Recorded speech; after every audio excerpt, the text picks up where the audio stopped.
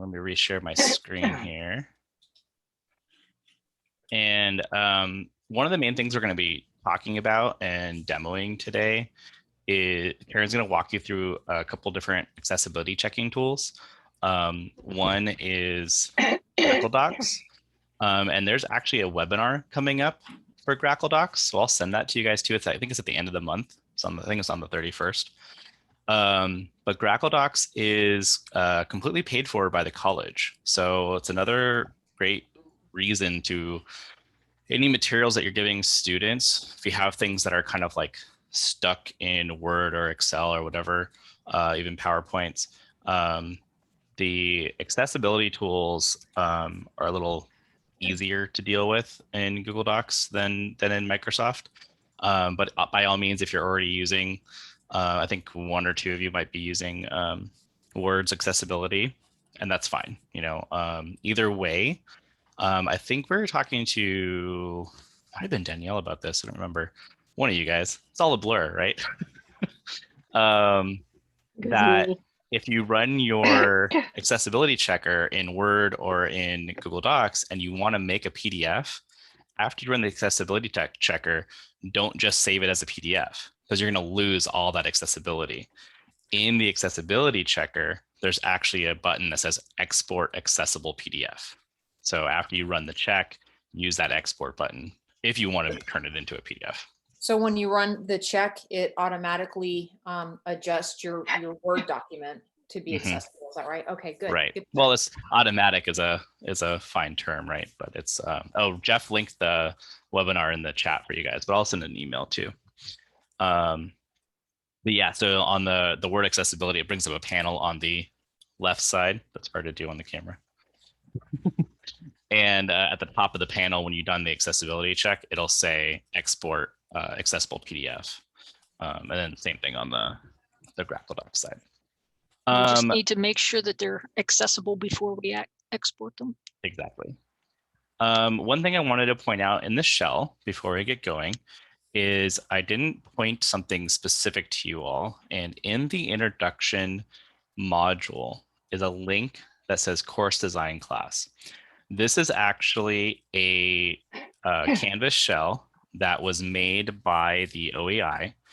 And this is particularly linked, I don't know why, to A9, which is like questions, and it has samples in here. And I like this because it shows like what A9 is about, but also gives you examples of instruction. Not all the items have examples, but many of them do. If I scroll back up to the top, you click on modules, what you'll see is that this course design resources course is really paired out to the entire course design rubric. So if you have questions or you want to see examples on like page chunking or something like that, some skill that you forget or you want to get more information on, you can come into this shell and there's just everything is sectioned out by the rubric topics. So this is a good little resource, especially for like when we get into self-assessment and stuff like that. So there's all kinds of cool little nuggets all throughout here. And so that's just in the introduction module, just a third item down. You don't have to enroll in it or anything. It's just a public information course that's out there.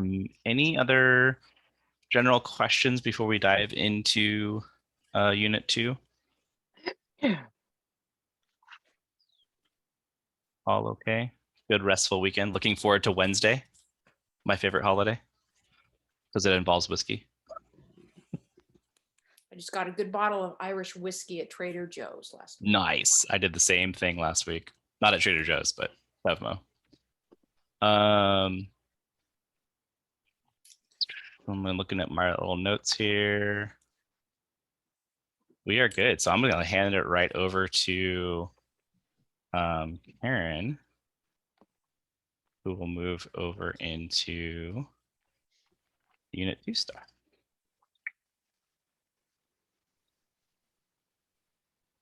Okay, so you can see everything good? Yep. Okay, perfect. And so last week we talked a little bit about the accessibility in Canvas, and we mentioned that the OEI prefers we create content within Canvas pages. Okay, and the main reasons behind that is because, you know, it's accessible with screen readers. Also, a lot of the students we're finding are using their phones. And so that is a, you know, a pretty safe way if you use the Canvas pages for those students to be able to access your content. Okay, we went through a number of different elements for section D, and you're going to find that no matter what content type that you create, they're all going to pretty much have these same elements that need to be accessible. And we talked a bit about the layout and design of the pages. I think Rob talked about chunking and white space, keeping things, you know, visually pleasing, but also easy to view and understand. And the first, I think, 7 or 8 elements in D, and I'm just showing you this to, you know, to remind you, we talked about how important headings are to students who use a screen reader. Karen? And Karen, are you sharing your screen or? I'm seeing Rob, your can email. you confirm? Seeing We're my seeing the email. Courageous I don't even Leadership. I'm seeing your Gmail. Hold on. Are you seeing an example image here, Rob? No, I'm seeing just your browser and your Sorry, desktop. my mic was off. I didn't realize. No, we're seeing your email, not your. Well, that's not good. Yeah. Hold on. I think you shared the wrong monitor. The wrong monitor. Okay, so now are we on the right monitor? There you go. Yay, thank you, thank you, thank you. Okay, so we were talking about, and thank you, Angel, for letting Well, it before I happens went to on me all the and on. time because it Zoom changes the monitor numbers every time that you start. Sometimes you gotta kind of pay attention which one is 1 or 2 now. But thank you. But back to the accessibility, we're going to go through, this is the section D is accessibility. There's a number, I believe there's 16 different elements, and we went over quite a few of them last week. And this is just a short little document telling you or reminding us of the different design elements. And we talked about layout and design and headings, how important that is to students using the screen readers. Images, of course, they have to have alternate text. If they're an image that has things that need to be told or described to students, if they are just decorative, they can be marked as either decorative or null, depending on which accessibility tool we're using. And remember, links, instead of entering a link, just the URL, because students get that read back to them. We want them to be created with descriptive wording, okay? And a few other things just to show you. Color is important to use. I know we like to highlight things, but we need to really take a closer look at the colors we're using. Tables, we suggest you don't use tables just for formatting.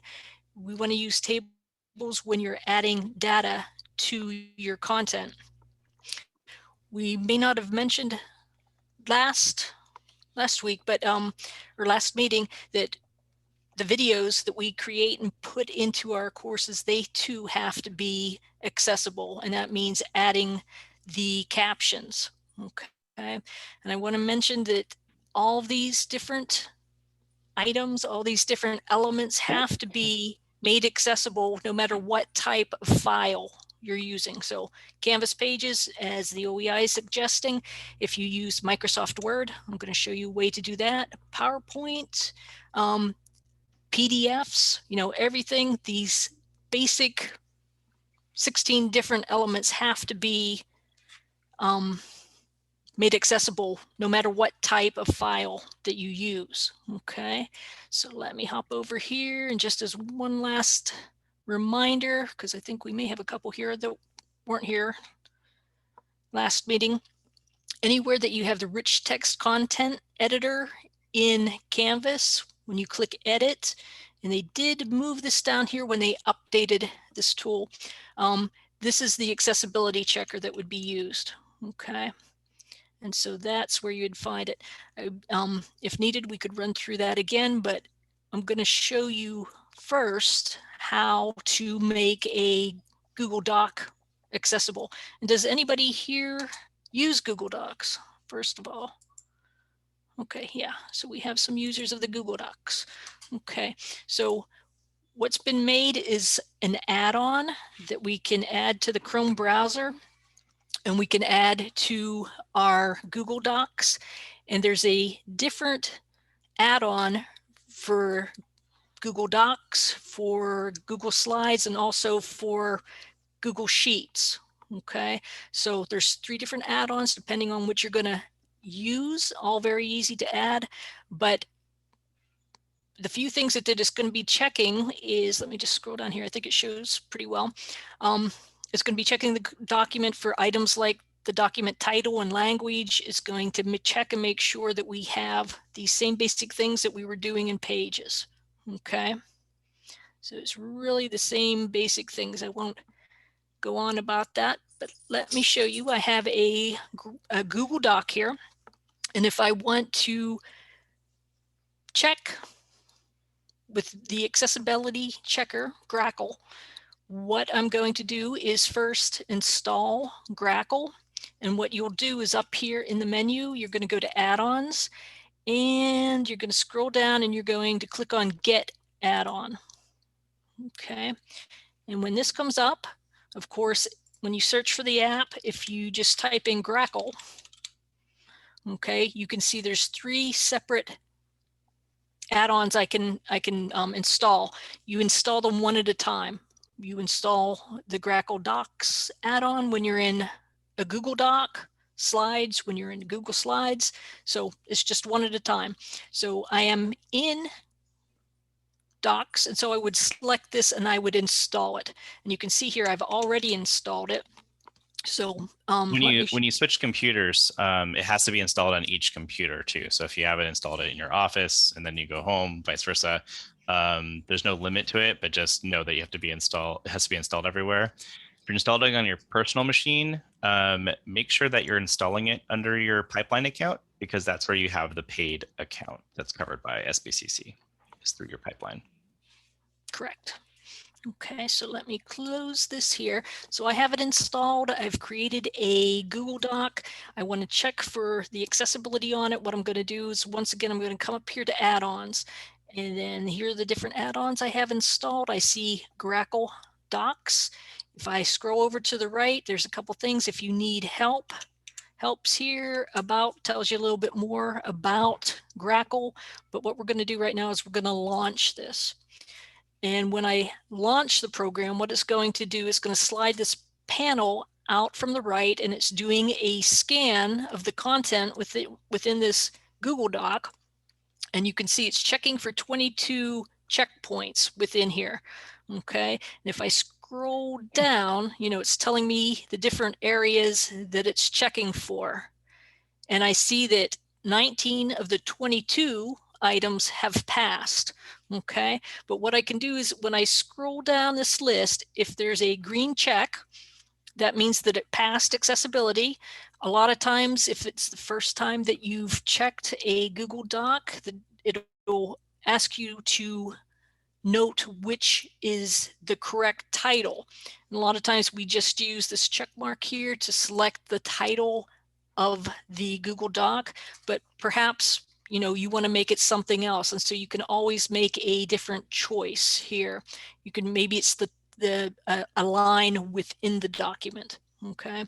Because as you know, you can create a Google Doc, and by default, the title is usually the first line in the documents, but sometimes we change that for whatever reason. So there is a way to adjust that. Okay. And it does ask that which language this was written in. And for images, here's one that we see has an X. And so this tells me that this failed the accessibility check. Okay, so it's an image, and I have a couple images on here. So what I can do is I click on the, the item with the X. And then notice it says the following images have not been tagged, so they don't have the alt tags. So if I click locate, it highlights the image that needs to be tagged. There needs the alt tag. So if I click plus tag, what's nice is it pops up this little area where I can quickly say, I can mark this as an artifact. It's the same thing as descriptive, meaning that the screen reader is going to pass over it, or I could add alternate text down here if I needed to explain what this image was. For now, I'm just going to make this mark as an artifact. So I'm going to go ahead and click update. And then if I, at any time while I'm doing this, I can recheck and it'll run through, and you can see that that is acceptable, what I did there. I marked it as an artifact. And so now I have 20 out of 22 checks that passed. And if I scroll down, notice that it says heading should be used, and it has a check mark with an exclamation point. And sometimes, let me just mention this. Let's say that I created this document and I didn't have any headings in here. It'll tell me that headings should be used because it can't say it's out of order because I don't have any in there. So the check mark with the exclamation point is more of a reminder at times. And if I click on this locate, so some headings are suspiciously empty. If I click on that, what that shows me is when I was creating this, I accidentally started another line and I marked it as a heading. Okay, so it's thinking that that is a heading, okay, that's needed. Let me just go head down here.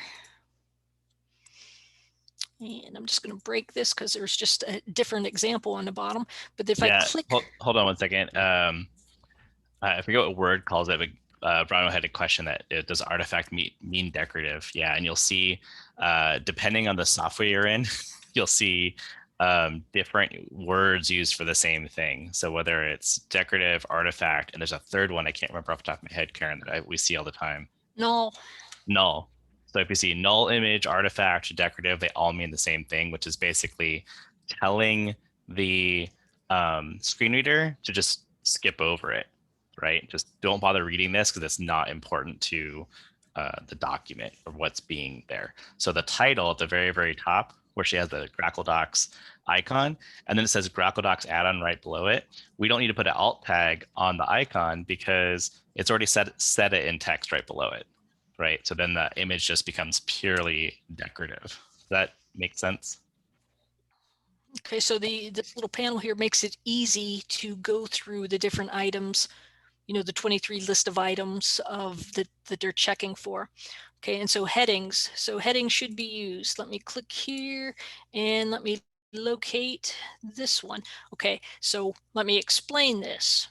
This down here was just some things I was playing with, adding a couple different examples.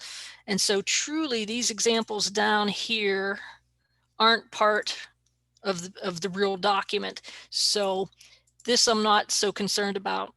Okay, but if it were from this point up, I would say this would have to be updated. Okay, but those were just my examples at the bottom that it's noting. And notice that it also has a check mark with an exclamation point, just telling me to check. And I made the decision that what I did down here, I wasn't expecting to have headings properly made down there. Okay, for this example. But if you go through here, remember, just like in Pages, when I click on the different lines, I can look up here just quickly and see, here's my heading 1, here's my heading 2. If I click on this, this is a numbered list. When I click on it, notice this highlighted, that icon telling me I'm using the numbered list on here. Okay, so that's just a quick way to double check things also. Now, if I scroll down a little bit more, number of paragraphs with heading styles. Okay, these are all okay. It does give me a warning, a single H1, single heading should be used. Okay, and once again, that's me playing down here in this bottom area. So down here, I have an H1 somewhere, but this is truly my H1 at the top. Okay. So what's really nice about these checkers be it the graphical one or the one built into Word, is we don't need to memorize all these technicalities, right? Karen and I have kind of memorized all the different, like, heading 1 is H1, all these little like technical terms because we talk about it so much. But the nice thing about the checkers is, even the one built into Canvas that Karen will show in a little bit as well, is, you know, Karen's going through a lot of different stuff right now, but don't worry about it too much, because the checker is going to help you walk through these things, right? What ends up happening is when you learn what the things are that you're not doing correct when it comes to accessibility, then when you start making future documents, you can kind of design them that way. And so that way, when you go to the accessibility checker, there's nothing to do, right? That's the hard part, is when you're first starting down this path and you realize, like, oh gosh, I have to change all this stuff. What you want to start thinking about is, how can I start making documents that are more correct, and then go from there. You could even take a document that's completely accessible to start with, and then use that as your template to move forward. So that way you don't have to like rethink about all the stuff with the headings and all this other stuff. Right. You can duplicate pages in Canvas too. So if you have a basic layout, it's a quick way to just duplicate it and then, you know, change it for change the information. Can you click on the little table of contents thing really quick too? Because I want to show them what the headings do over on the far left. Far left? Yeah, the little icon down in your page. Left. The little gray box. Oh, this one. I'm sorry. So this is the other cool thing about headings for us sighted users, right? Is if you use headings in your Google Docs, it makes a live clickable table of contents for you and for your students to navigate. So just by using headings, regardless of the fact that it's making it also accessible for screen readers, you're making the document more reader friendly, right? So that's the whole overarching goal, is we're not trying to make these documents fully accessible for one student. We're using these tools to make it better, more useful for all students, and more easily accessible on all devices. Okay. And some of these checks with the exclamation point, sometimes they're just suggestions, or if you wanted to use these aren't here. It's not saying that I must have headers or footers, but it's just a reminder that if I wanted to have them, they're not here. Okay. So that's not a saying this needs to be done. Further down the content, so there's a high contrast should be used. And if I click on it, you can see there's 3 different items that have a problem with the color contrast. If I click on locate, now we're going to go down to those links I threw in here. And so this right here is the item. Obviously, I don't know if you can see that. This is a very gray line of wording. And so, of course, that's not going to pass. And so what I can easily do is I can come up here and change the color. That will be run the checker again is going to be gone. This is easy to read. Note that this sentence is, let me just check on it here. So that looks pretty dark to us, but it is saying it's less than a 4.5 contrast. And so just because it seems pretty clear to us, pretty easy to see, we may want to make this a darker red. Okay, so if it gives us a indication that it needs to be darker, we can choose a darker red. Okay, and this of course is impossible to read as far as I think. And I did have one gentleman who liked to make things like this. So this would, if you need to have something with background, if you just want to make sure that it's a little easier to read. Okay, and I would limit highlighting things on your pages. Okay. And let me look down here. So let me recheck this quickly. And the thing with red too, the reason why red is such a funky one is red has a weird thing that it does on some monitors. You've probably seen this on different shows or even on the board meetings. Sometimes someone who has like an American flag behind them, the red will look like it's vibrating. And so that's also why red is kind of a good color to avoid when you're talking about things that are going to be viewed primarily on a screen. And I think this is the last thing that needs to be checked. So fine print should be avoided.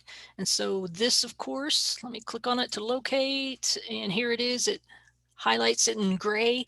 This is a 7-point line. Okay, so we'll want to make it bigger also. Okay. And so that should be good to go. Okay, now what I can do with this is I can share it. Of course, I can share it with certain people. I can also come down here, get link, change link to Santa Barbara City College. And so if you make that change to share, the students will need to be logged into their pipeline account in another tab. So what a number of people do is they change Santa Barbara City College to anyone with the link, and then put this link into their Canvas class. Now, my thought is that if somebody has logged in to your Canvas class, that shows they have the rights to get in here and read this. It also means that there's nothing stopping them from sharing it with somebody else if they wanted to. Okay, if I could share it with someone who is outside of City College, which may or may not be a problem, but just be aware. I do believe this is the easiest way to go, but you may not want students to do that. If you leave it shared with only people from City College, I'm sure you'll get students saying, I can't access this, and you will receive in the mail, please share this with me information. So I'm betting a lot of you have received those in the mail, share this file with certain students. Okay, so another thing you can do also, you could embed this. Some people embed their Google syllabus in their courses. And so when you embed a Google Doc, instead of just having a link that you click on and it opens in a new tab, you can actually scroll through it on a page. Not as small. I know Anne has some different documents embedded in her class, which is really nice because we can look at those by clicking on the little icon, so it shows it within the page. With this, it's pretty big. If you embedded it, you're probably going to make it the whole length or width, I should say, of the page. So that would be something to consider with You your guys, items there.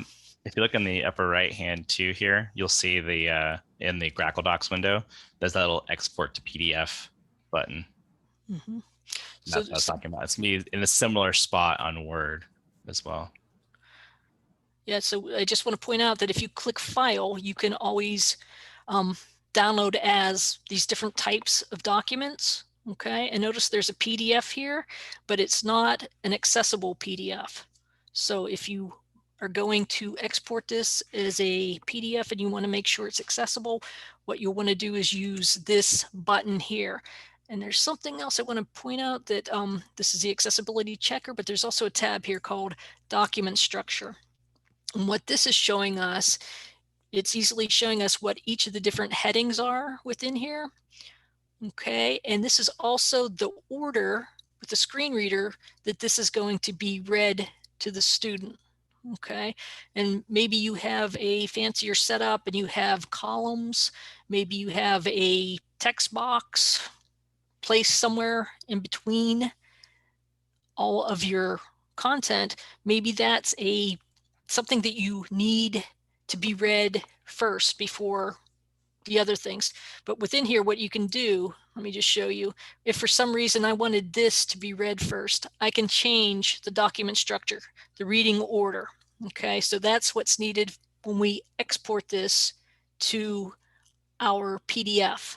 Okay, so make sure that everything is accessible here, the accessibility check, the document structure, and then what you can do is you can click on export to PDF. Okay, some items did not pass. That's because I have those things down below. Do I still wish to generate? Yes. Okay, and so it gives you a couple options here. They can notify me by email when it's done, put a watermark on it, a number of different things. But you definitely want to have notify by email or mark, and also mark PDF UA. Okay, that means it's accessible. Okay, and the folder, if it's going to save it, it'll save it on the same folder that I have this document in. And then if I could go ahead and click start. So I'll receive an email when the PDF has been created, and I can take a look at it. All right. We had a question about headers, and I Mhm. love my sort of kind of yeses. So the question was, is there, for a document, should it only be one heading one? Generally, yes. When Karen shows you the Canvas checker too, you'll notice that there is no heading one in Canvas because the title of the page is heading one. So everything below that's going to be heading two and so forth. The one occasion I can think of where you'd have two heading ones is when you have a very long document and your chapter headers are going to be like almost a separate document, but you put them together into one document. So that's where you would possibly have multiple header ones. But generally for all the documents that we're constructing, it's going to have, you're just going to have one heading one, and then every piece is going to be underneath that. And heading two, you can have multiple heading twos that can be kind of like the main points or the main steps, and that's not getting repetitive or problematic. Not at all. And what Okay. you're doing is essentially what you're doing is you're setting up a structure as if you were looking at it. So if I'm looking at at this page right now, section A is a heading 2, A1, 2, 3 is a heading 2, A4, 5, 6 is a heading 2. So what the screen reader does is it reads all the headings first. So with us, when we're looking at this with our eyes, we can see, oh, that's the header, that's the header, that's the header, and I can decide what I want to read underneath that. So the heading structure does audibly the same thing. So it reads all the chapters first, and then you can expand what you want to do underneath that. So one's more like the title, I guess. Right. I was just thinking of one as two, but I got it now. Yeah, so one is like the title of the document. Okay, so just to run through, I thought I may have gotten my days mixed up, but I think you showed this If a you- little bit, but it's always good to kind of refresh okay, a little bit on to it. review it. Okay, so in this one, I just randomly chose one of the pages within our class, and you just edit the page. And if you come down here to this little, if I hover over it, it'll say accessibility checker. If I click on it, I get balloons, everything's good. But as Rob was saying, the title of the page, this is going to be the H1. If I click on these different titles down here, you can see these are H2s. This is paragraph. This is another H2, and we can jump through like that. I want to mention H2s. Well, I'll come back to that. Okay, let me see if I can find a page that is not. Rob did all these, so not unless I can find one of mine. I know, right? Well, and you start seeing too, and I know Sarah Hawk is not with us at the moment, but this is a conversation that we're going to be having too. So if you're struggling with the formatting of the text and you want it to be prettier, that's a thing that we can do one-on-one to make the document work for you, right? Because everyone has their own style of how they want to do things.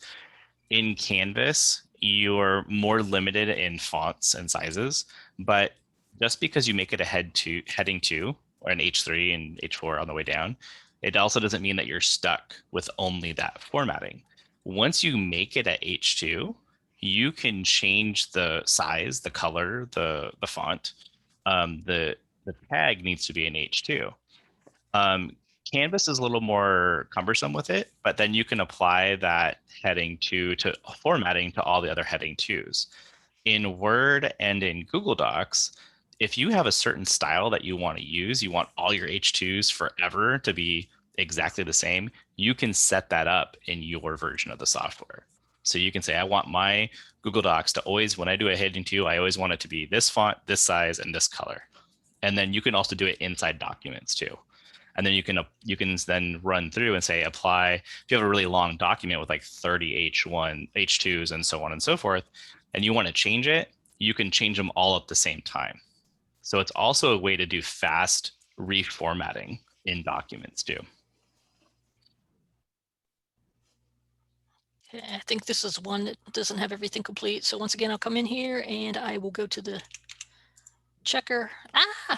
So I thought for sure this would have something, but once again here, these are H2s. Notice that's an H3. And so I keep in mind also, I wouldn't go from an H2 to a H4. It has to be in order. Okay, you can have the different headings. Let me click here. Does it show us a good picture? Yeah, see the size, but we want to stay in the order. I might be at a 4 and jump back up to a 3, but I'm not going to go from a 4 to a 2. Okay, so I want to make sure that I have those in the correct order. Okay, and so, and are the images, and remember if we click on images here, image options, okay, it's marked as decorative. Okay, so we already went through and made some changes to this one. But notice this is making, basically this is looking for the same thing as we were looking at in Grackle. Okay. And let me see what else I have for you.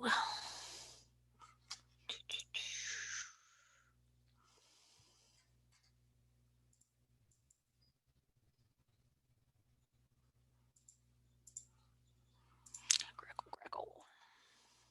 Okay, here's something that a lot of people don't know are available, and I will get this link placed into our course, that there are accessible templates for Office already created by Microsoft. And so you may want to come through here and take a look and see if there's something that you know you would like to use. And they have it set up so that it is pretty well. Let me find a PDF here.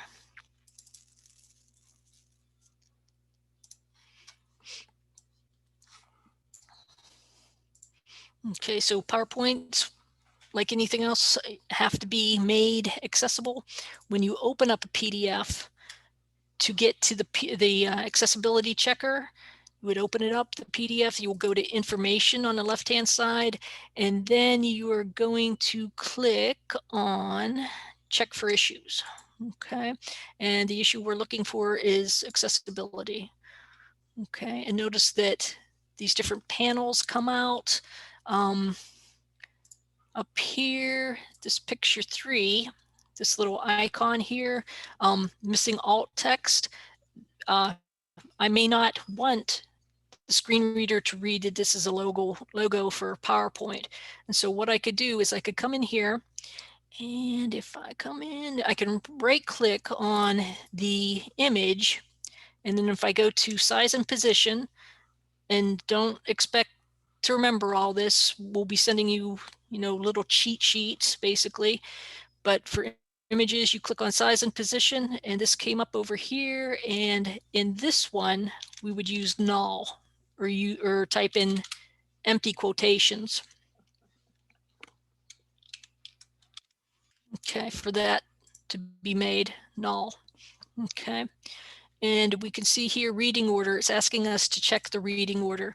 And notice as I bump through the reading order, you can see on the left-hand side, of course, you know, it's going correctly here. Okay, but if for some reason I wanted a certain slide to be in a certain order, most likely I would change it over here, but there may be a reason why you need to change the order at some point. Okay, but all of that is done with the accessibility checker. And open up PowerPoint, you come in here, you click on the information, and then it's this second area here. Okay, and it's very similar. And this, actually this PowerPoint was one of the sample ones that I downloaded from Microsoft, that the, you know, the contrasts and stuff are acceptable. Okay, and it gives you a couple different ideas when creating. Okay, and they do have more information in here at the bottom. Okay, and let me show you a Word document that I downloaded. Hold on, Anne has a question. Sorry, Karen. Yep. So the accessibility for PowerPoint, is that assuming that students will be running the PowerPoint application and the accessibility works that way? So since I'm giving them just a lecture, Screencast-O-Matic, they don't have an actual, they don't run the PowerPoint, they just watch my video. Do I still need to do anything, even though they're never actually running PowerPoint? No, if you're doing a voiceover and you're giving them the information that way and it's captioned, then no, you would be fine. Okay. Okay. Okay. Yeah, it's only for the documents you're actually handing to students. Okay, great. Thank you. Okay, so this is an example of one of the accessible documents. So I'm going to enable editing.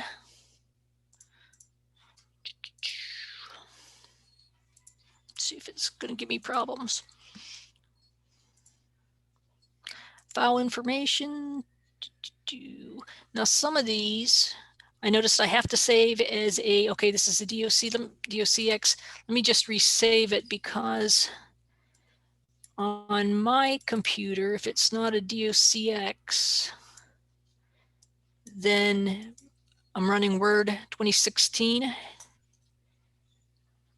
Okay, here it goes. Okay, information, check for issues. Once again, the exact same thing as we saw in PowerPoint, check accessibility. And once again, unable to run the accessibility checker.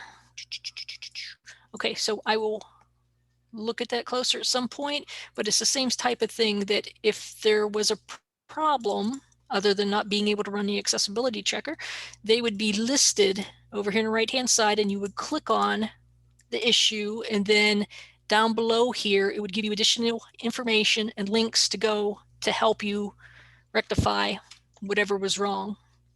Okay. I'm sorry, I have one more So question. if, So I opened up my syllabus in Docs. When I pull up accessibility checker, I lose the top menu bar that would enable me to quickly change the font color, for example. That goes away. But yours didn't. do you want to share your screen?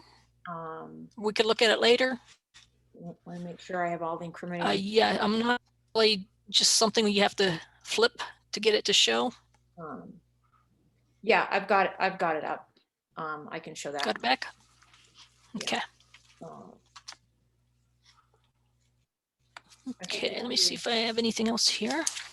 So it's all in all, it's a little tedious, and when you've created things already and you have to go back and then, you know, rectify the problems and make it correct again, you know, it could get a little tedious, but once you get it done and it's good to go, that's what we want to see. In case you guys didn't see it in chat, do you all know that you all have Office 365 available for free, paid for by the college, and so do all of our students? The students usually don't know that. And I do have a site that tells you how to check your Office 365 documents as to be accessible. So I can send, I will add that to the list also. Oh, thank you. Okay. And I believe that's all I have. I do want to mention also, we did talk about video has to be captioned. Audio will have to have a transcript. Okay, and flashing content, you want to make sure it's best not to add flashing content. And autoplay, if you add, let's say, YouTube videos to a Canvas page, don't have them that they start automatically. Okay, I had one gentleman that didn't know how to turn them off, and he had like 4 different videos that just started all playing when you opened up a page in this course. I wanted to expand a little bit on something I put in the chat too about PowerPoint files. So, and I also I want to give my PowerPoint files to my students as well, even though I do a video, because some students like to use them for reference or studying, depending on the class. Not so much from a marketing class, but definitely from my finance class where it's more business related. They like to kind of flip through them. So what I did is I took all of the publisher PowerPoints, put them in a folder, uploaded them to Google Docs, converted them all to Google Slides instead, where I still ran the accessibility. Patty asked me if I still needed to do alt tags. Yes, because the images usually just have the name on it. But what that also allowed me to do is a lot of the publishers have additional videos and things that are included with the chapters. PowerPoint is owned by Microsoft. Google Docs is owned by Google, who owns YouTube, right? So they got in a fight a few years back. And so you can no longer embed YouTube videos directly inside of a PowerPoint file, but you can in Google Slides. That one thing made me move all my slideshows over to Google Slides instead of PowerPoint. So that way they never leave the presentation when they're viewing a video or something like that. So it'll depend on your book, it'll depend on what you're doing. But the other thing I like about having it in Google presentations or Google Slides, they keep changing the name of things, is as I make updates or changes, I don't have to relink it back in my class, right? So it's all live. So what ends up happening, especially in my marketing class, is that I'll be lecturing live in class to my students, and then I can make a change right there on the fly. We'll find a new research tool or something else, and I'll just add it right there. And then it's automatically updated for my online class as well. So it's kind of nice having that fluidity for me. It doesn't necessarily work for everybody, but I'm just throwing it out there as something to think about. There's pros and cons for both directions. So I'm not saying it's like the best workflow ever, but would the conversion be easy enough for me to just copy my slides from a PowerPoint and paste them into Google Slides? Or would I have to basically start from scratch in Google Slides? Nope, it actually converts it all for you. So when you upload a PPT file, you can either automatically have it change it, or you can have it do it automatically, so it doesn't even save the PPT file. It just automatically turns it into a Google Slides. What ends up happening though is the fonts are different, right? So depending on what fonts are used, how much information is on a slide, you might have to do a little bit of reformatting, right? So it really depends on that particular slide show, right? And who made it and all that kind of stuff. Best thing to do is sometime when we meet, we can show you, we can just do one. It doesn't take very long to do it, and you can see if it's going to be worth your time or not. Yeah, a while ago, I don't know if I shared it with you, but I did convert a couple of your slides, Anne, from PowerPoint to Google Slides. So I'll find them again and share them with you. Yeah, I remember you doing that. Thank you. And yes, I mean, now I'm just thinking, I'm just going to have to give up and do it. Yeah, I'll find those two and send them to you again. I'm so reliant on YouTube videos. If PowerPoint's not, opening up a new window to run the video, it's going to be just a mess in the classroom once I get back in the classroom. So that's helpful. Okay, and I believe that's all I have. Robert? Yep. Alternatively, and I don't want to sound like I'm waving the flag that Google is the best thing in the world by any means. With Office 365, right, you can upload your PowerPoints to their cloud storage and essentially do the same thing, where you can edit them in their cloud storage and work from there and embed and that kind of stuff. The reason why I try to get myself to kind of stick with Google Docs primarily is because our students are coming, many of our students are coming out of local high schools where they're already using Google tools.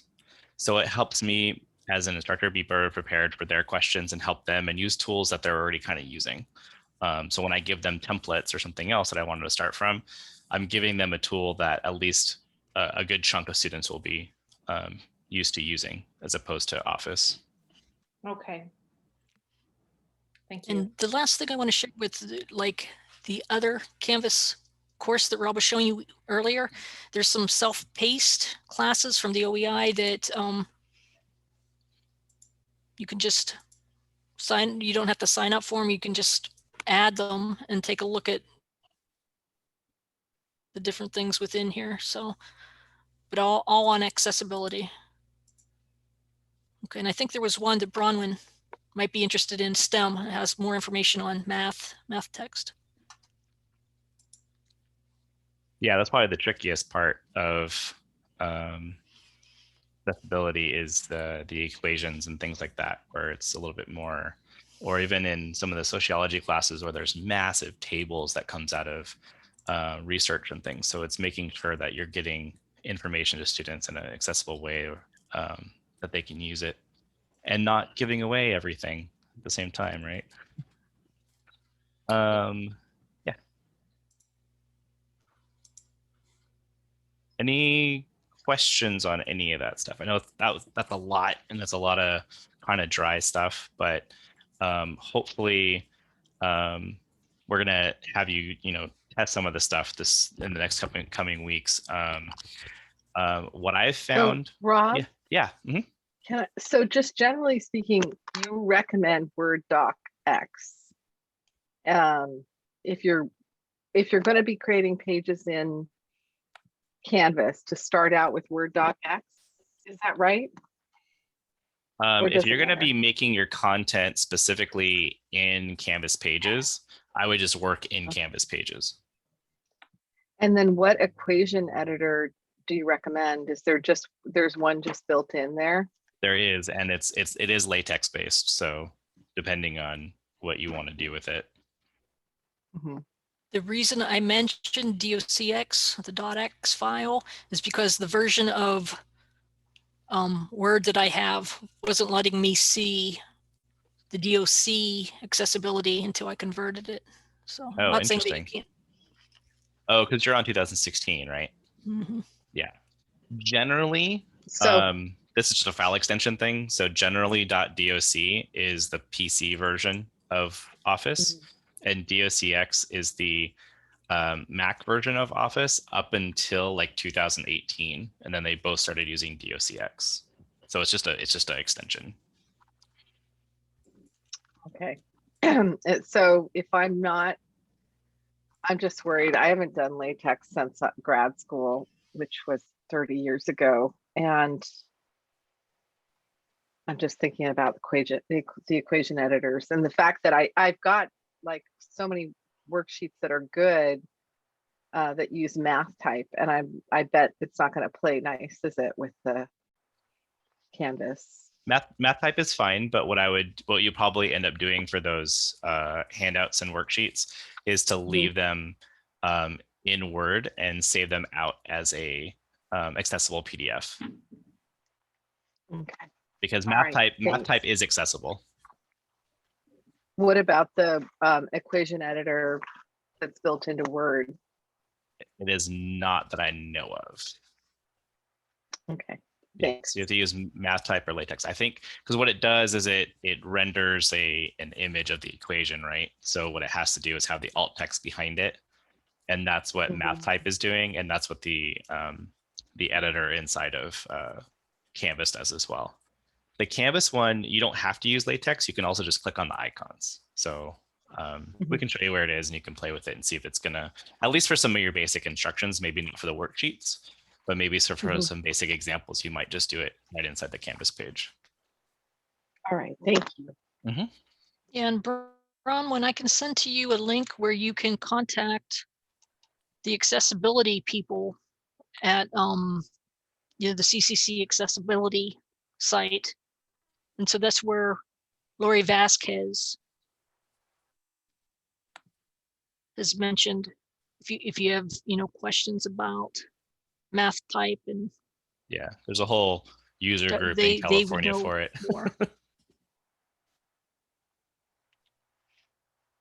All right, any other general questions? This gets nutty.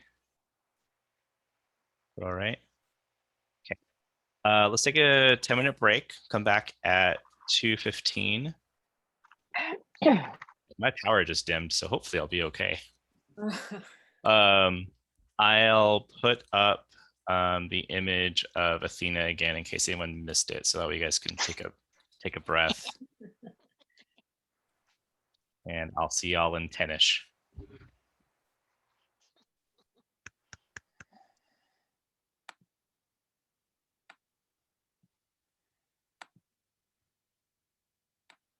I bet Jeff has it recorded though, so it's all good.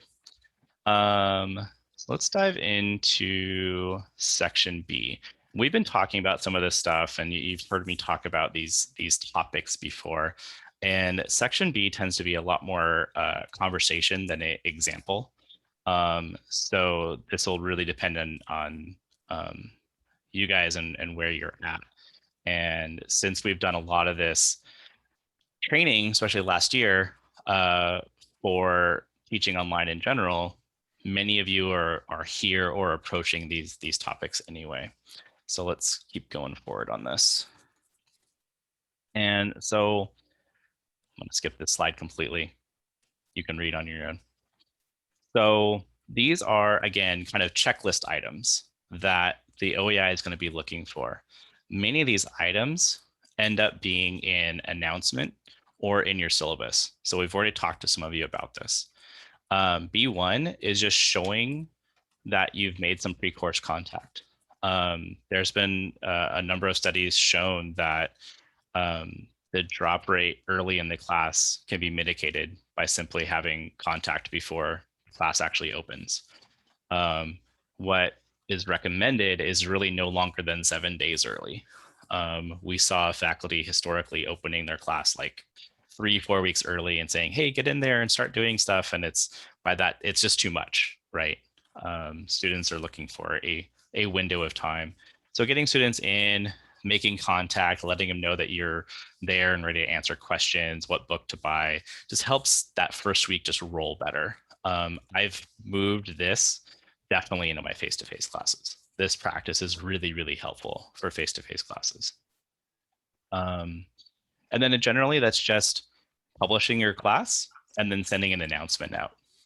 The other thing I like about that is then if I have students who are adding later, when they add, I just point them to the announcements and then they can go through anything that they've missed from me because it's all saved inside of Canvas. Whereas if you emailed outside of Canvas, you have to go back in your history and find that email and send it to each student who adds, right? That's just too much. Regular effective contact. We talk about this to death. So I think you guys are there with this one. But really it's about showing that so effective contact is those 3 modalities: student to student contact, student initiated contact with the instructor, and then instructor initiated contact with the students. Regular simply means it's happening at regular intervals. Regular does not necessarily mean it has to happen every week. So when you're talking about a discussion forum, if you're teaching statistics like Bronwyn is, having a discussion forum every week does not necessarily make sense. For Anne and myself in marketing and her and AJ, discussions is like what we do, right? So having discussions, some people even have 2 different discussions every week. I think that's too much, but it's just about, again, the regular is just that it's happening ongoing. Student initiated contact is making sure that students have opportunities and ways that are clear for them to contact you and that you're really promoting that.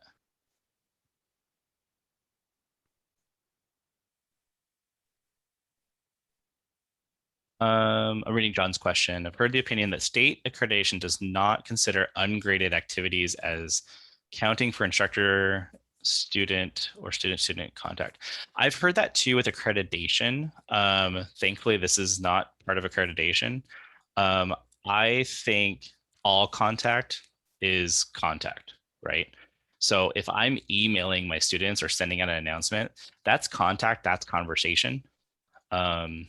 So I agree with you. I don't think everything has to be graded.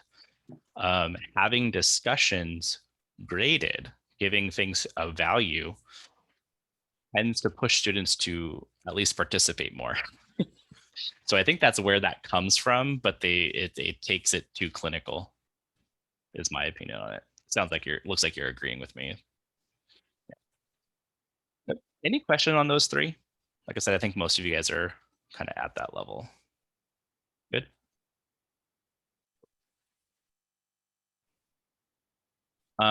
This is a link that's in there for, I'm not going to read through this whole thing. Don't worry. This is a resource for different types of regular effective contact. So if you're want to think of new ways or you're feeling a little stuck on this, you can go through here and look at different concepts that might spark some new ideas of ways to enhance regular effective contact. Like for me, I tend to avoid synchronous contact in my traditional online class. So this is something in the fall I'm thinking about adding back more of, simply because we have a whole new world in our student body of how they want to interact in an online class. Really change things. I'm gonna double check my notes really quick. Cool. And then these are the other two items on that 3-tiered list, right? So you have student initiated contact with other students. This is generally done through discussions. It can be with small groups. You could form study groups. And I think you do groups. Is that correct? Groups are definitely funky in Canvas. If you want to utilize groups, you definitely want to do it from the beginning and do it throughout the semester. Groups actually end up forming a small subset of Canvas. So a group will actually get their own little Canvas instance where they can create discussions amongst their own group. So I know Kathy in PE in some of her health classes uses groups extensively through shared Google presentations and then utilizing the Canvas groups at the same time. So there's some really cool stuff you can do with it. It takes some management. It's not just, I'm going to make groups and send them on their merry way. It's a little more involved than that. In my short classes, in my 8-week classes, I would not even begin to consider doing groups. It's too much too quickly to get thrown at a student. In my longer 16-week classes, especially when we're talking about the like international business classes like that, working in small groups is really, really important. So it's just kind of picking and choosing where you want to use it.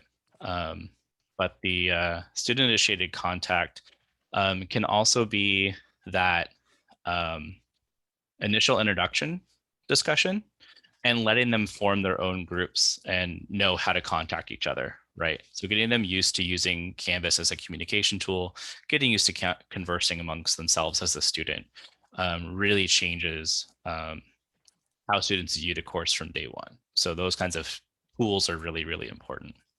If you want to see an example of that or talk more about that particularly, we probably have some time at the end of this to do so. And then regular effective contact among students, again, is just that regularness, right? It's adding, oh, and Karen's going to hit some of that in C1 anyway. I knew it was in there. And then regular effective contact among students is just, again, having the regular intervals. Don't make it a surprise all of a sudden. Or like you're not going to do discussions until week 6 and then week 9 and that's it. Like that's not regular. That's just random. So it's really about having it there. And again, I think I talked about this last week as well. I like to equate my Canvas shell to Taco Bell or McDonald's, right? The actual structure of the shell is done in a way that is repetitive. So it's not about being great. It's about having students know exactly what they're going to get. So week 1, I've got this structure set up. Week 2, it's exactly the same structure. Week 3, exactly the same structure, right? So that really can help students engage with your class. So even though sometimes it feels a little bit repetitive, that repetitiveness really does help students engage.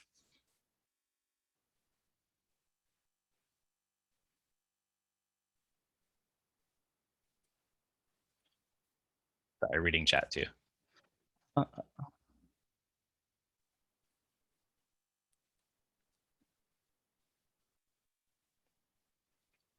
Yeah, great idea, John, too. Yeah, and there's all kinds of cool creative things you can do with discussions that are far beyond a discussion that would still kind of fit into the one post to reply kind of format, but you can do all kinds of cool creative stuff in there. So don't limit yourself to text-based or even audio-based just back and forth conversation. It can be images, it can be games, it can be challenges, it can be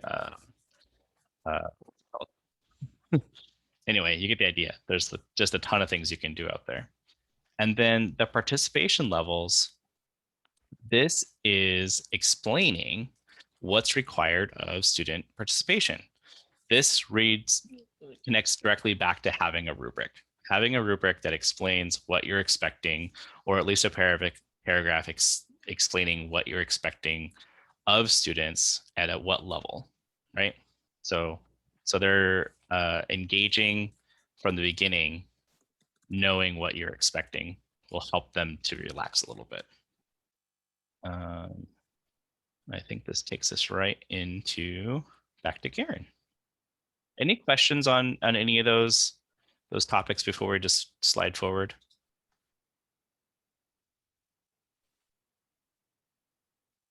All good? I assume so, or you're asleep, one or the other.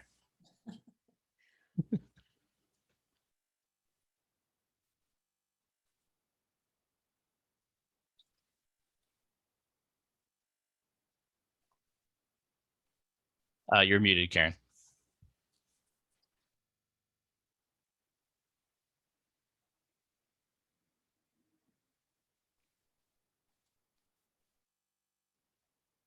Let me see if I can force unmute you. Yeah, I got it. There you go. Thank you. Okay, section 3, C that we're moving on to is mainly about assessment, the different types of assessment, the best ways we can deliver not only formative, but summative assessments, but also to have a variety of assessments. Okay, and let me jump to the next area here. And so the authenticity, C1, what this is about is the assessment activities are going to lead to demonstrative demonstration of learning outcomes, I should say. And I believe we've mentioned that your SLOs should be placed in your syllabus. And when we think of authenticity, they want to have us think about not just memorizing, going over and repeating, certain facts and things. They want this to be authentic assessments, measuring how students, what they've learned. Okay, and we want them to be able to restate the information that they've learned.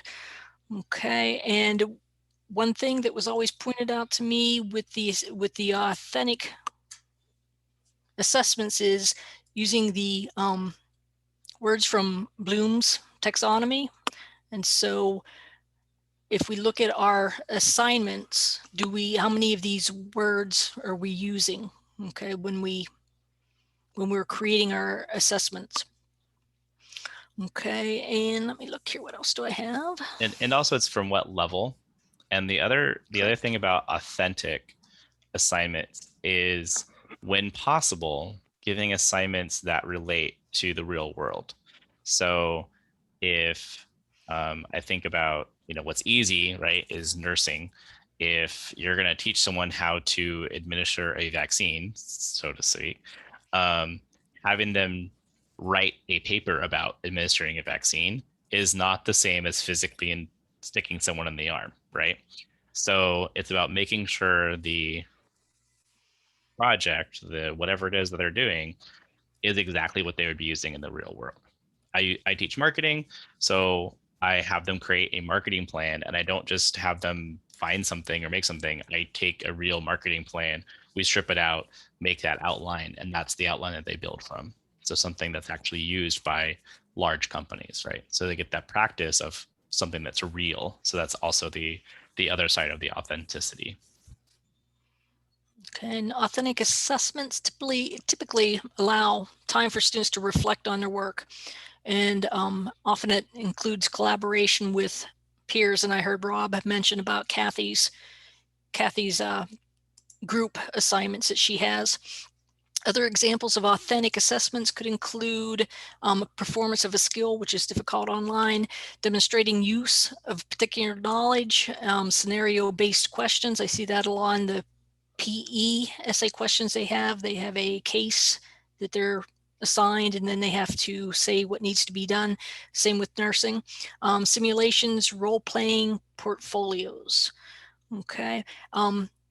The real thing that they would like to see is for us to go beyond the basic multiple choice true false that some tend to do with the publisher's content. We get a huge batch of true false multiple choice questions. So if we could use that for more of a low stakes, the true false multiple choice questions, but then for the authentic type of assignments, do something that does a little bit more than just memorization. And validity, that goes along with the authenticity. And once again, the assessments need to be aligned with the course objectives. And we figure that the unit level objectives, and I think we mentioned earlier that not only do you have your SLOs, but many times instructors will put a unit or chapter level objectives. And we think of those as actually leading students to complete the SLOs. Okay, and let me see, what else do I have here? Do you have anything you want to add to that, Rob, about validity?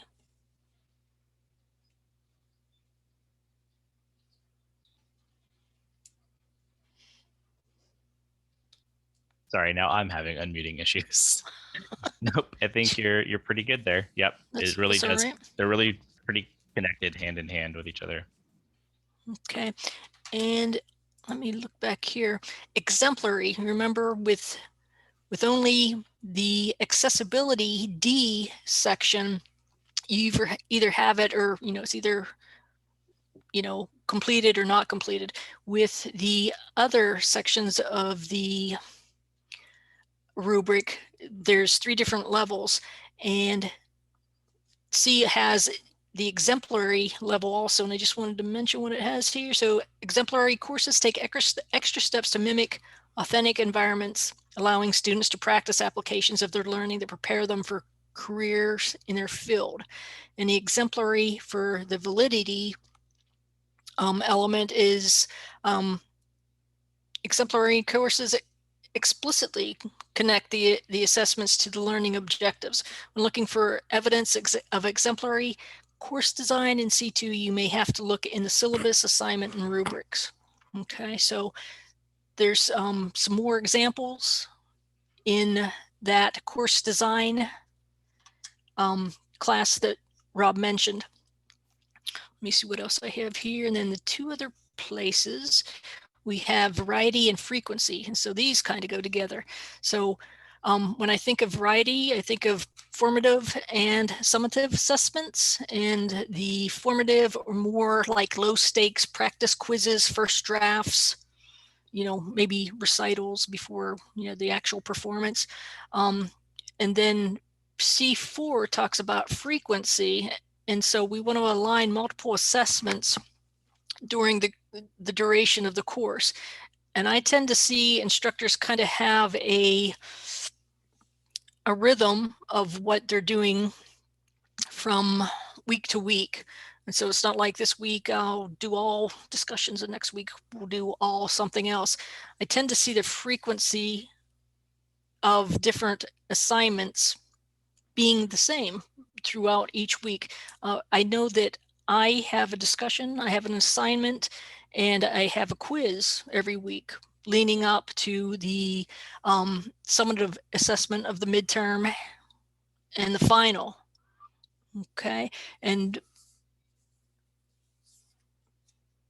I think having also different types of assignments. So I know with my one assignment, my midterm, I offer students to complete it in a couple different ways. I've kind of taken the idea that Kathy has with the online PowerPoint, and yet some people prefer to do a prefer to do a paper. And some people, I was talking to Matt Mooney, and he mentioned about making Spark videos. So there's different ways to create these, your assignments, to give them a bit more variety. But Rob, do you have anything to add to that? Not without getting into deeper examples, but it's, yeah, variety and frequency again, and variety comes back to what we were just talking about too, which is variety doesn't mean using every tool and every bell and whistle you could possibly think of. You'll hear, VoiceThread is the new cool thing. God, what else is out there? It's like you get bombarded by different tools, especially when you go to conferences or like someone finds something and you're like, oh, you should try this. Oh, you got to do this. You got to do Padlet. You got to do, I'm drawing a blank on some of the other tools. You don't have to use a variety of tools. It's using the same tool in a variety of different ways, right? So just to go back to discussions, my discussions vary from week to week by literally asking a question and responding. Then I have students compose questions and respond to each other's questions. Another time I have the students go take photographs and post the photographs that they're taking. Another time they're creating a almost like a word cloud. I think John does something like this too, but they're going into the discussion and using the tool to generate ideas. So there's no real outcome. It's really just about, hey, I'm stumped here. Does anyone else have any ideas about this component, right? So the discussion tool itself can be used in a variety of different ways, different types of tasks. Same thing with assignments, right? An assignment doesn't have to be a paper that they're turning in, even for an English class. It can be a creative piece. It could be a video. It could be an audible reading. It can be all kinds of different things, right? So there's lots of different levels to all these things.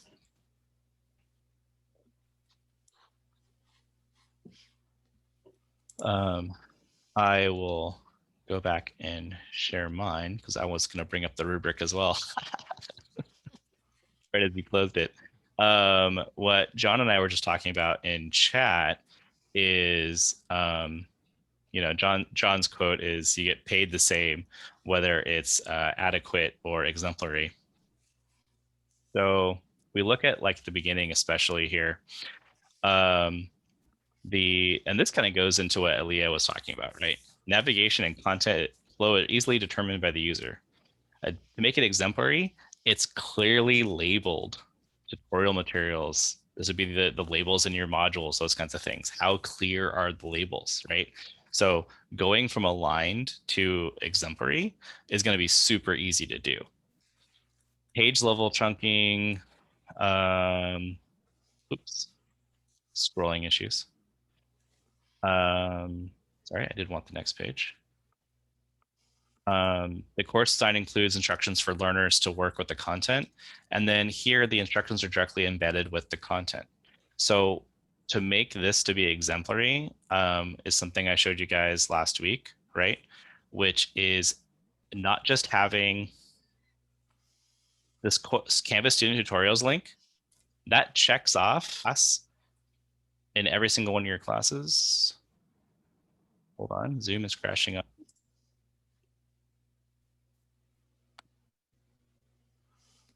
Am I back? Yes.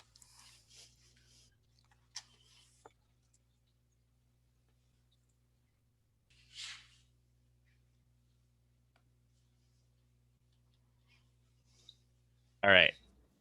Better?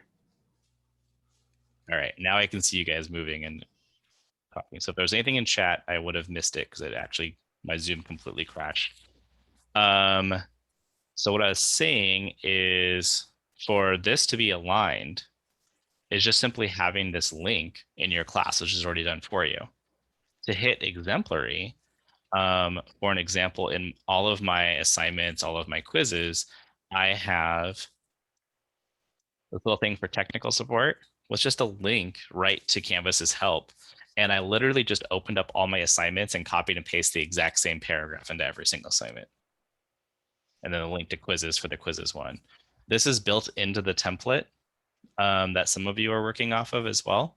So it's already built in there. So to get exemplary, it's super easy to do. It's just literally just copying and pasting a paragraph into all of your assignments and all your quizzes. So you can pick and choose things that really makes the class work better, that are easy to hit exemplary on. If you're an overachiever, a checklist person like I am, don't try and hit exemplary on everything. You're just gonna run yourself ragged trying to hit every little thing. Find the things that are easy for you and push yourself to do a little bit better with them, but don't think you have to hit exemplary on everything. Aligned is aligned. That's what they're looking for. I want to, any questions? Still good?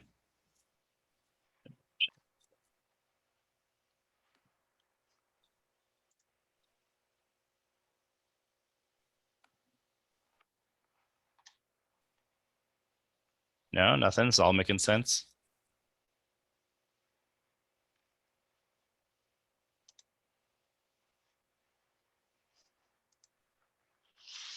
So then I'm gonna bring up one last component, and I'm going to talk about just kind of like my course structure, and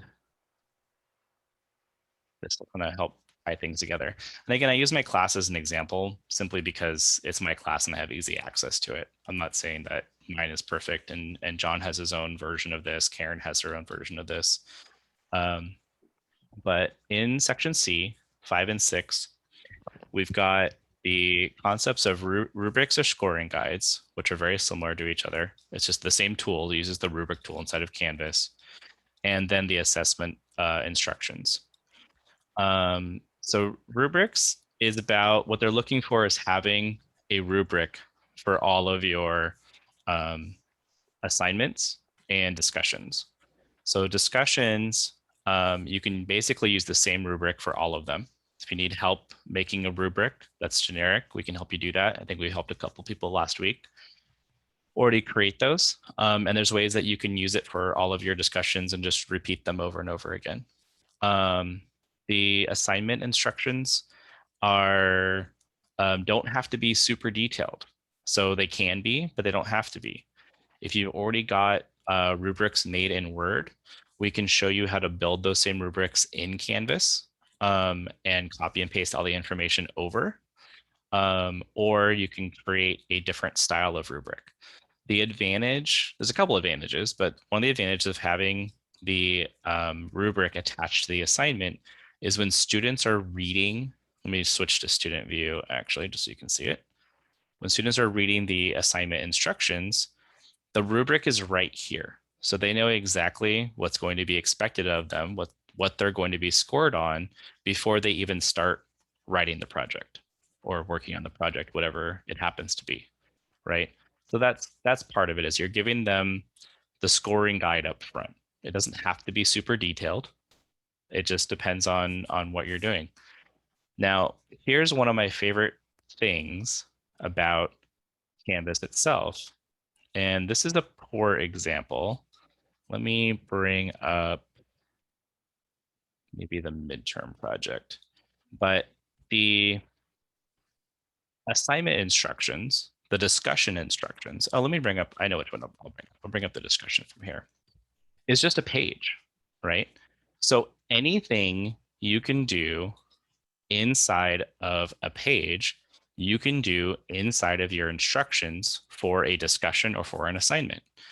That includes linking to templates, linking to resources, embedding video, all kinds of different, anything you can normally do. So I bring this up in the sense, going back to my modules, instead of having a link to each one of these videos, and we've all done this, and some of you have your class currently like this right now, right?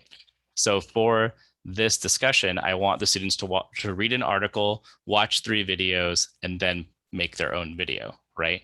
So I would put the discussion here, and then underneath that, I would link to a video. Underneath that, I would have a link to a video, and then underneath that, I would have a link to the article as well, all inside the module. What I'm saying is don't have all those additional links, put all the instructions, all the resources, everything they need for an assignment, for a discussion, for a quiz inside the instructions for that thing. Does that make sense? So that accomplishes a couple different things at the same time. One, it makes your modules much shorter and easier to read. And then when students, again, click on your assignment from the calendar, from an announcement, from the syllabus, and they bypass the module and they go directly into that thing, then all they need is right inside here. They don't have to go back out to modules to find the video that you're referencing or go back out to find the article, right? So include everything they need inside of the instructions. And that can be for a quiz, it can be for discussion, assignment, whatever it is.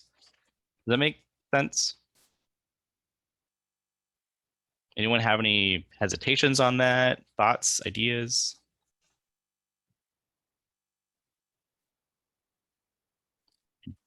Definitely falling asleep, aren't you? Is there any downside to that at all? I mean, I don't know why, now that you said it, I don't know why anyone would do anything else. I'm hard pressed to find a downside for it. The downside is that when you're looking at modules, right? So if I'm a student and I'm looking at the modules area and I'm looking here, I don't necessarily know how long or involved this assignment is until I click So on it's it. just, it could be deceptively Sure. simple.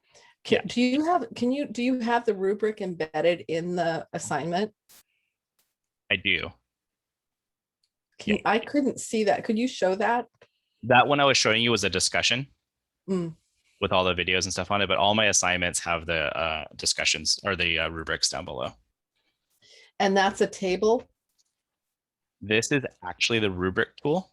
So when I go, I can't show you here, but if you go to an assignment that does not have a rubric, you'll see a red button that says add plus rubric right here. Since I've already added one, I can edit it here. So that's going to be accessible to the students. We don't. Correct.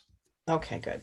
Okay. That's already built in. And you don't want to just throw up your Word document because then you got to make that all accessible, right? So instead of fighting the tables and making the rubric accessible, you can add it here using the rubric tool. Awesome. So Bronwyn, this is Danielle. I don't embed everything. I started out with my discussions having everything in the discussion, but I was finding that students were skipping the steps that I wanted them to do or doing them out of order. So I have, like, if it's a video or a lecture I want them to watch, I put that first. And then I usually have some kind of assignment that assesses them on that, even if it's just like 5 multiple choice questions that are easy as a way of holding them accountable, so that by the time they get to the actual discussion, they've done the reading, they've done the things that I want them to do before they start winging it on the discussion. So it's just a different way of setting it up. So you make sure the discussion is last. The discussion last, because it's building on like a lecture or a documentary and a set of readings. Right. And then I want them to use all those sources to answer the question. So another huge advantage of doing it the way Rob's recommending. I think either are fine. I just found when I have also lots of instructions in the discussion part, the assignment, but I was finding that they were skipping the stuff I wanted them to do. So I've tried to force them to do the things I want them to do, right? Yeah. So if you want them to read an article in addition to watching the lecture, what Danielle's saying is you make an assignment for the lecture. So they watch the lecture and answer a few questions. And then there's another assignment or a quiz or whatever it is for the article that also asks a couple questions. And then they get to the discussion. So you're making them go in this order to get there. Yeah. And then in that case, in Danielle's case, everything's going to be listed out here because everything is not just an additional resource. It's actually a miniature assignment going back to the frequency and variety, right? So you're adding more steps. You're creating that linear flow. And my guess, Danielle, is that you don't do that for just 1 week, but that's pretty much repeated throughout. Every week, yeah. So is it all embedded in one assignment, or is it's separated? Hers is separated. Okay, got it. I'm just looking at my class right now. So I had like week 4. Do you want to share it? That'd be great. I don't know how to, I suck at Zoom. So let's see. All right, you should have sharing rights now. Okay.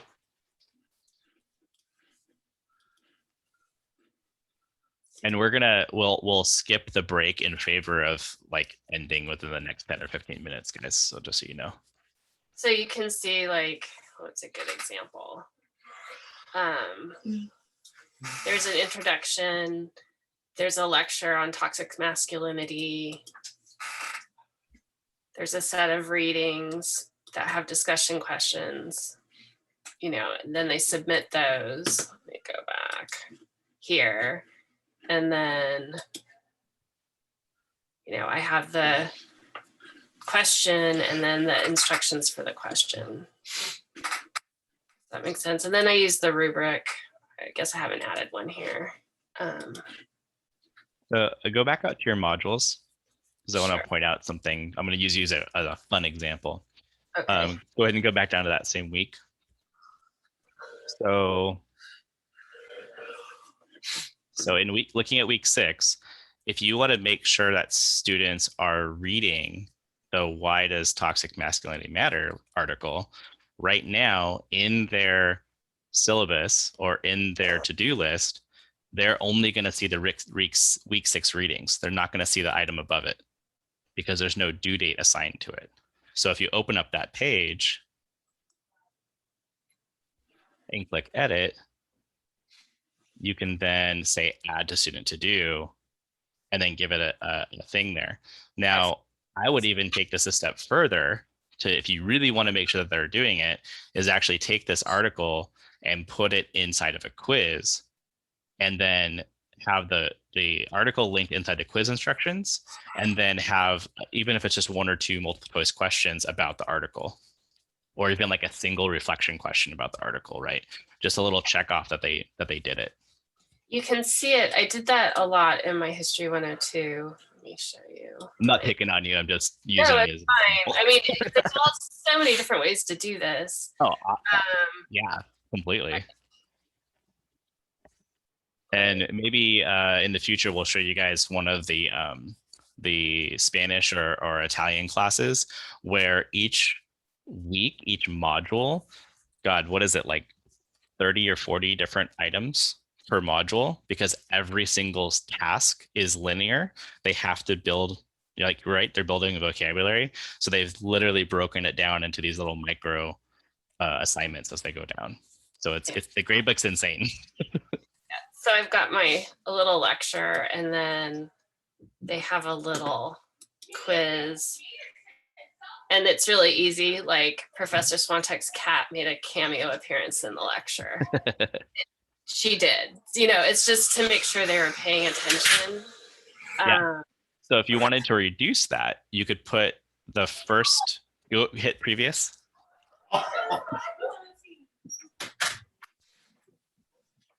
Go back, go ahead and go back. Go back to the quiz. Hit, yeah. Keep editing this quiz. Do you want- Oh, sorry. And then hit previous down at the bottom. So I know, you're okay. where do you want? Hit cancel. Okay. And then down at the bottom left, hit previous. Yeah. So these links, I would just put that in the instructions of the quiz. Quiz, yeah. So then there's one place for students to go instead of go here and read and then go here and answer the questions. It's all in one place. So yeah. Or could you embed the quiz in that page, or is that silly? Yeah, it's the opposite. Yeah.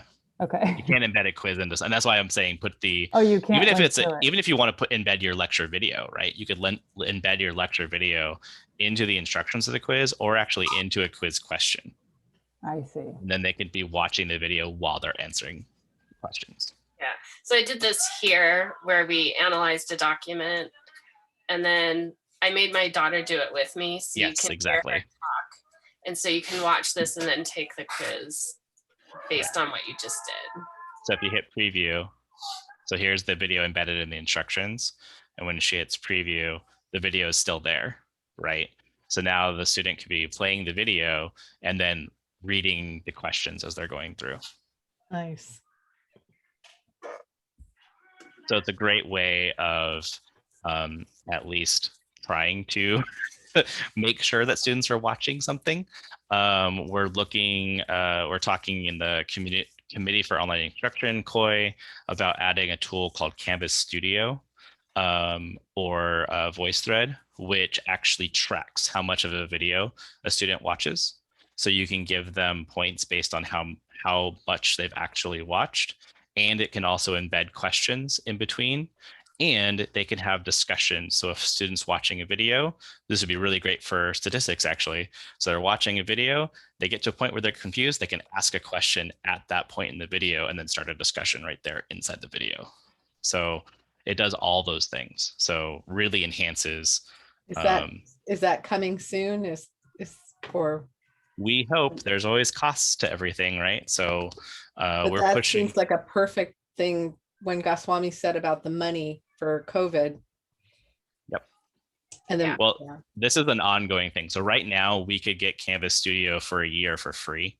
But before we adopt something like that, I want to make sure that the campus is committed to keeping it going forward, whether it's Canvas Studio or VoiceThread or something similar, that it's not like, hey, we're going to try it for a year and then dump it. We need to have long-term solutions. And these are tools that other campuses are using. They're already well tested and well used.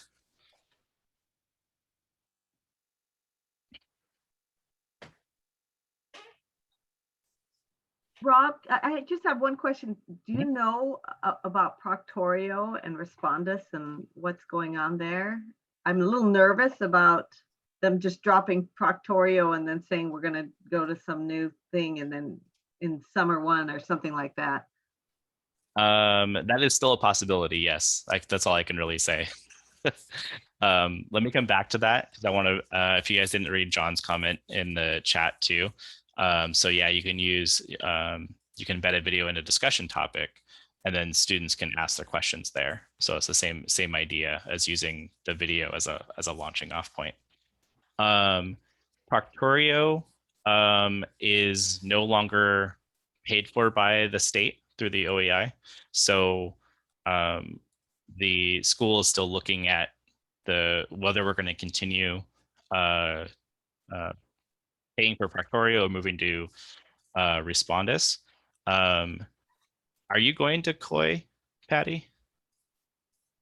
I would recommend that you do so you can be part of that conversation. And if we do another round of testing of Respondus, I will make sure to get invited to that. But we can also send you the links to the Respondus webinars. I think you'll find the tool is very similar. There's only a couple of real differences in there. And we will help you. We, as in Karen, Jeff, and I, will help anybody who's using Proctorio move over to Respondus. It's really not that hard to switch systems. It's just the recording aspect is a little bit different. But I wouldn't worry about it too much, but definitely take a look at Respondus. Also on the FRC website, so sbcc.edu/FRC, we did a Respondus video in December, and it's still up on our homepage. So you can go there and take a look at that, and we kind of demo it of what it looks like, so you can get an idea if you haven't seen it yet. But the two tools are very similar. But it really comes down to cost, and we're talking like tens of thousands of dollars difference. So it's we're waiting to get a clear pricing from Proctorio. I think we're good. really small for some reason. Any questions on anything we covered today? Good. I know it's a lot of different things. I don't think we have the assignment created for today, so we'll get that to you, but we're, when we get it wrapped up and posted for you, what we're gonna have you do is choose a piece of your content. So whether it be a Google Doc, a Word document, or a Canvas page, and just run it through the accessibility checker and then post that to Canvas as an assignment. So if you want to go ahead and do that, you can just do that and we'll make sure that the assignment gets posted either today or tomorrow. It seemed to have disappeared from the Canvas shelf for some reason. So we'll find it and get it up there for you. I think, so we have spring break is coming up next week. I will be traveling during spring break. If anyone needs to meet next week, I can still probably make that happen. It just depends on the day. Karen will be off as well. So we're going to try and do something really scary and crazy, which is try and cram as many of you into this week as possible to try and one, give us a spring break, but also give you a spring break. And it's really just kind of touching base on what you've already been working on now that you have another kind of chunk of information. If you want to talk about accessibility, if you want to talk about rubrics, whatever it is, the next step that you're dealing with, we want to make sure that we have time to meet with you. So we can either stick around and make appointments now with anyone who doesn't have an appointment.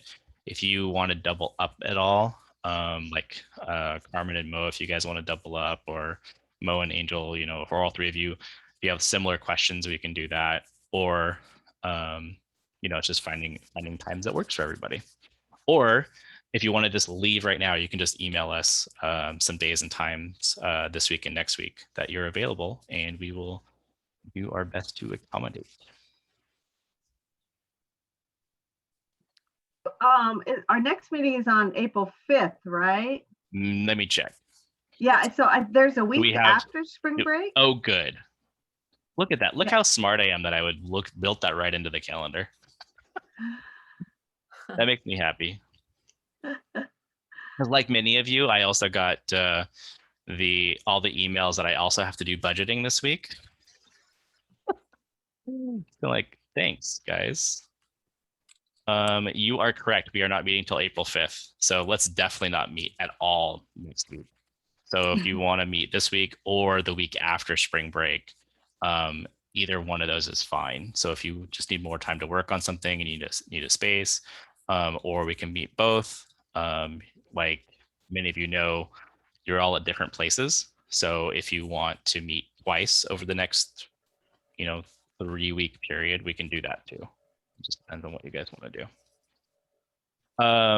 Another thing that we can do, this is just a food for thought, is if a bunch of you want to talk about better ways to, like, say, just use Zoom. Like Danielle, you said that you're just not very good at Zoom. So if you want to just talk about like physically using Zoom, where the buttons are, how we navigate things, how we set up, it's really hard to demo that over Zoom, if not impossible. But we can try and help you feel more comfortable with it. Or if there's things that you want to just test with us as well. So if you want to create an assignment or start a Zoom session on your own and then have us do breakout rooms or something like that, we can be your guinea pigs as well. I would appreciate that. That sounds awesome. I'm only good at attending meetings. The one thing I can tell you is the way to get better at Zoom is to just do it more. There's nothing like running a Zoom session for 400 faculty at one time that'll get you real comfortable using Zoom. Or devastated. For that, I'm pretty much like, whatever. Everything goes. All right, I'm gonna. That sounds like a great idea. Okay. I really like that idea. We won't do that right this second, but maybe that week of April 5th, we can do a little Zoom Q&A evening or something. bust out the wine and Zoom wine. We'll figure out some punchy name for it. I'm going to stop recording, and if I can find the record button, that is.